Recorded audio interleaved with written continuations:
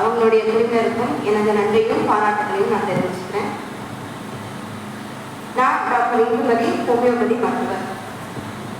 இன்னைக்கு நம்ம சிந்திக்கக்கூடிய தலைப்பு உணவே மருந்து. இப்போ பெரும்பான்மையான மக்கள் மருந்த உணவாக சாப்பிடக்கூடிய ஒரு காலகட்டத்தில் நம்ம வாழ்ந்துட்டு இருக்கோம். அப்போ உணவை மட்டும் பார்த்து சாப்பிட்டா நம்ம ஆரோக்கியமாக வாழ்ந்துடலாம்னா அது பத்தாது.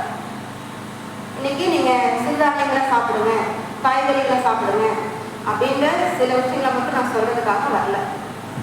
அதையும் தாண்டி ஒரு ஹோமியோபதி மருத்துவரா ஆரோக்கியமாக வாழ்றதுக்கு சில அடிப்படையான விஷயங்களை நம்ம புரிஞ்சுக்கணும். அதை பேசுறதுக்காக தான் நான் வந்திருக்கேன். இப்போ நம்மகிட்ட நிறைய பணம் இருக்குன்னு வச்சுக்கோங்களேன். பணம் இருந்தால் என்னெல்லாம் வாங்கலாம்? நீங்க சொல்லுங்கம்மா. பணம் இருந்தால் என்னெல்லாம் வாங்குவீங்க? எல்லாமே வாங்கலாம். வீடு வாங்கலாம், கார் வாங்கலாம், நகை வாங்கலாம், ஏன் தனியாக போகிற ஏரோப்ளேன் எல்லாமே வாங்கிக்கலாம். ஆனால் எவ்வளவுதான் கோடி கோடியாக கொட்டி கொடுத்தாலும் கிடைக்காத ஒரு விஷயம் இருக்குது அப்படின்னா அது ஆரோக்கியம் தான்.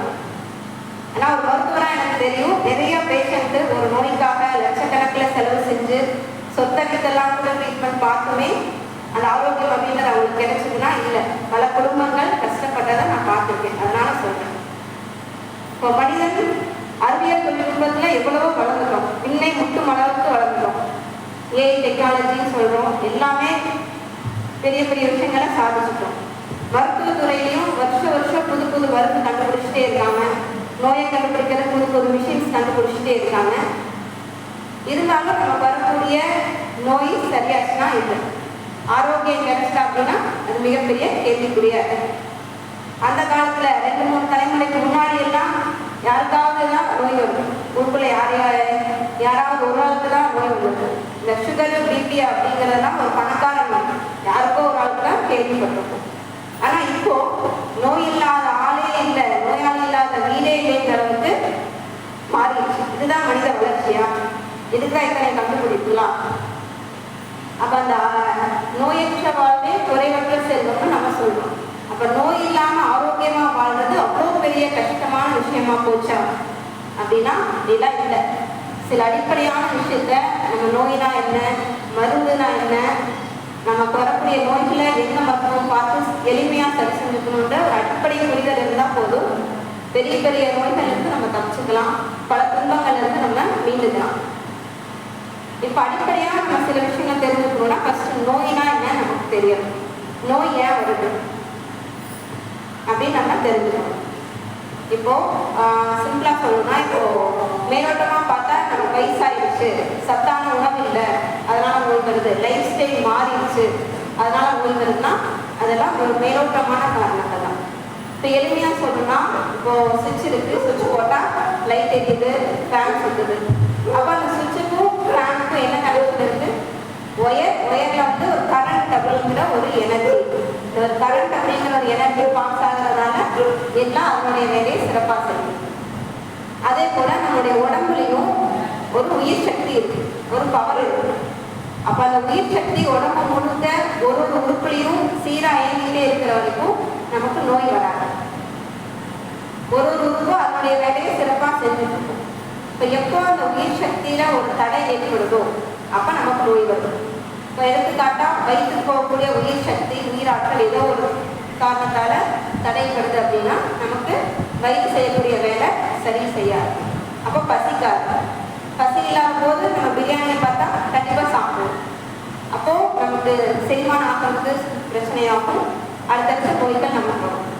இப்போ எல்லா உறுப்புலையுமே இந்த உயிர் சக்தி அப்படிங்கிற ஒரு விஷயம் தடையில்லாமல் ஓடிட்டே இருக்கிற வரைக்கும் ஒரு மனுஷன் ஆரோக்கியமா வாழலாம். பட் இப்போ எப்போ இந்த தடை ஏன் வருது, தடை வர்றதுனால தான் நோய் வருதுன்னா அந்த தடை ஏன் வருது அப்படின்னு நம்ம பார்க்கலாம். குறிப்பாக நமக்கு வரக்கூடிய நோய்களை நம்ம 2 வகையா பிரிச்சுக்கலாம். திடீர்னு வரக்கூடிய நோய்கள், சளி, காய்ச்சல், வாந்தி, ஒரு வயிற்றுப்போக்கு இருக்குது, அந்த மாதிரியான நோய்கள். இன்னும் நீண்ட கால நோய்களாம், பிபி ஆகும், சுகரு, தைராய்டு பிரச்சனைகள், அந்த மாதிரி நீண்ட காலமா ஆஸ்துமா போன்ற நீண்ட காலமான ஒரு பிரச்சனைகள் நம்ம எடுத்துக்கலாம். இப்போ நம்ம மழையில நனையிறோம், சளி கொடுக்குது, ஒத்துக்காத உணவை சாப்பிட்றோம், ஒரு டயாரியா அந்த மாதிரி வருது. அது நம்மளுடைய வாழ்க்கை முறையை நம்ம சரி செஞ்சுக்கக்கூடிய ஒரு விஷயம். ஆனால் நீண்ட கால நோய்கள்னு சொல்லக்கூடிய இந்த பிபிக்கோ தைராய்டுக்கோ என்ன காரணம்? என்ன காரணம்னா நம்மளுடைய உடம்புல உயிர் சக்தி குறையுது. அப்போ உடல் உயிர் மூணுமே நம்ம சீராக வச்சுக்கணும். அப்போ எந்த இடத்துல தடை ஏன் வருது அப்படின்னா, இப்போ நம்ம சடனாக கோவப்பட்டு கத்துற வீட்லேயோ ஆஃபீஸ்லையோ நம்ம கத்தும்போது நம்ம உடம்புல என்ன மாற்றம் வருது அப்படிங்கிறத நம்ம பார்க்கணும். அந்த ஒரு நிமிஷம் மாற்றத்துக்கே கைகாலெல்லாம் நடுங்கும், ஹார்ட் படபடன்னு துடிக்கும், பிபி ரைஸ் ஆகும். அப்போ நீங்கள் வாழ்நாள் வருஷக்கணக்காக ஒரு கவலையிலையோ ஒரு கோபத்திலையோ ஒரு வெறுப்புலையோ நம்ம வாழ்ந்துட்டு இருக்கும்போது அது கொஞ்சம் கொஞ்சமாக நம்மளுடைய உள்ளுறுப்புகளை வேலையை குறைக்கும். அப்போ உயிர் சக்தி அந்த ஒரு போகிறது நமக்கு தடைப்படும். அப்போ நமக்கு நோய் வருது அப்படின்னு நம்ம சொல்கிறோம். அப்போ இந்த மாதிரி காலத்துலலாம் நோய் வந்துருச்சு. அடுத்து நம்ம அதுக்கு என்ன மாதிரியான ட்ரீட்மெண்ட் பார்க்கணும், மருந்துனா என்ன அப்படின்னு நம்ம புரிஞ்சுக்கணும்.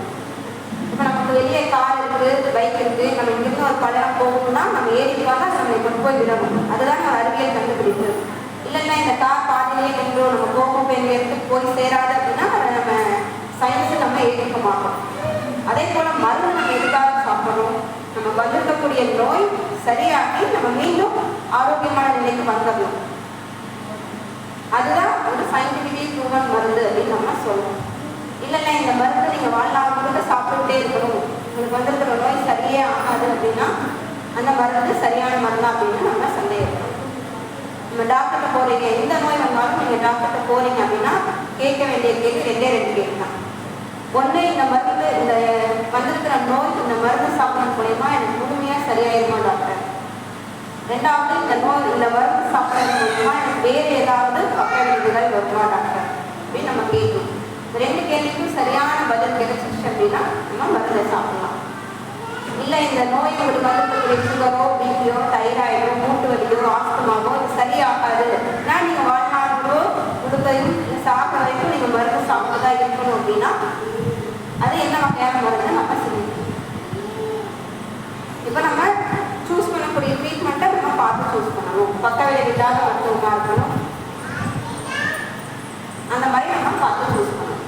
அடுத்து குணமாகுதல் அப்படின்னா க்யூர் ஆகிட்டோம்னு சொல்கிறோமே, அதை எப்படி சொல்கிறோம்.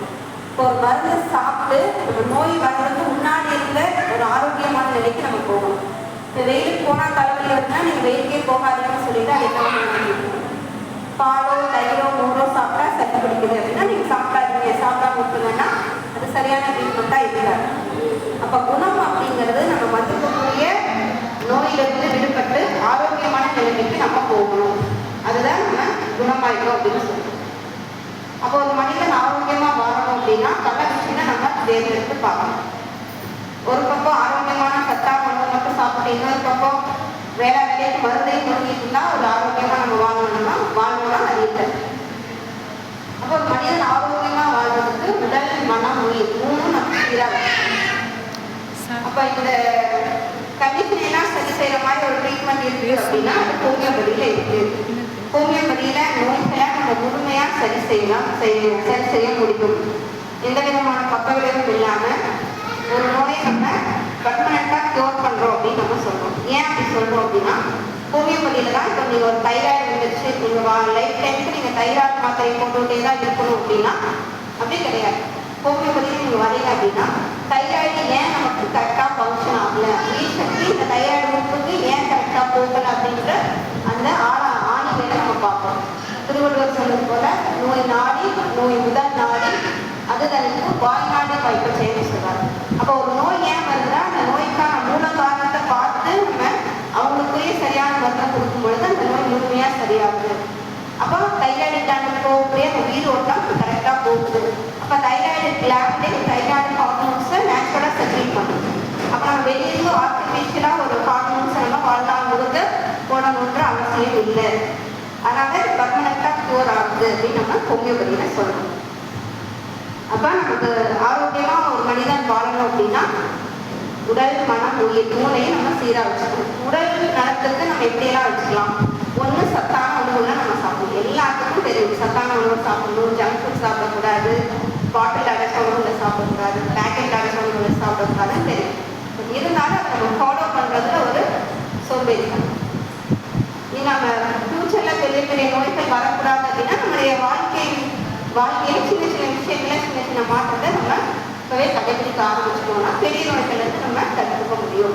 அப்போ உடம்பு ஆரோக்கியமாக இருக்கணும்னா சத்தான உணவோடு சேர்ந்து உடற்பயிற்சி மிக மிக அவசியம். ஏதோ ஒரு 1/2 மணி நேரமாவது கண்டிப்பாக வாக்கிங்கோ ஒரு யோகாவோ நம்ம செஞ்சுக்கணும். அப்படி செய்யும்போது உடம்பு சீராக இயங்கிடும். அப்போ உடம்புக்கு ஆரோக்கியமான உணவும் உடற்பயிற்சி அவசியம். அதே போல மனசு, இப்போ மனுஷனா போனால் எல்லாருக்கும் கவலை வரும், கோவம் வரும், இலக்குகள் வரும், வெறுப்பு வரும். பட் அதை நம்ம எப்படி நம்ம மனசை ஸ்ட்ராங்காக வச்சுருக்கோம்னா சீக்கிரமாக அதில் நம்ம மீண்டுக்க முடியும். அப்போ மனசுக்கு ஒரு பயிற்சி வேணும் இல்லையா? மாய்மணி அம்மா சொல்றது போல நிறையா மெடிடேஷன் செஞ்சுக்கணும். மெடிடேஷன் செஞ்சு நம்ம உடம்பையும் மனசையும் ஆரோக்கியமாக வச்சுக்கணும் அப்படின்னா பெரிய பெரிய நோய்களுக்கு நம்ம தற்காத்துக்க முடியும். அப்போ ஒரு மனிதன் ஆரோக்கியமாக வாழ்றதுக்கு தேவையான முக்கியமான ஒரு விஷயம் அப்படின்னா சத்தான சாப்பாடு, உடற்பயிற்சி. நம்ம வரக்கூடிய அப்படியே நோய்கள் வந்தாலும் சரியான ட்ரீட்மெண்ட் பார்த்து நம்ம சீக்கிரமாக சரி செய்யணும். இதெல்லாம் இருந்துச்சு அப்படின்னா மனிதன் ஆரோக்கியமாக நம்ம வாழ முடியும் அப்படின்னு நம்ம சொல்றோம். அப்போ உங்களுக்கு எந்த நோய்கள் வந்தாலும் நீங்கள் எடுத்த உடனே பெரிய பெரிய ஹாஸ்பிட்டல் போகணுன்ற அவசியம் இல்லை. நிறையா பிளட் டெஸ்ட்டு, நிறையா மாஸ்டர் ஹெல்த் செக்அப் பண்ணணும். நீங்கள் உங்களுடைய லட்சக்கணக்கான செலவு செய்யணுன்ற அவசியம் இல்லை. நம்மளுடைய வாழ்க்கையில் சில மாற்றங்கள் செய்வதன் மூலயமா நம்ம ஆரோக்கியத்தை காத்துக்க முடியும். ஆரோக்கியத்தை நம்ம ஈஸியாக நம்ம தற்காத்துக்க முடியும்னு சொல்லி இந்த வாய்ப்பு கொடுத்த அனைவருக்கும் என்னுடைய நன்றியை நான் தெரிவிச்சுக்கிறேன். ஏதாவது சந்தேகம் இருந்துச்சுன்னா நீங்கள் தாராளமாக கேட்கலாம்.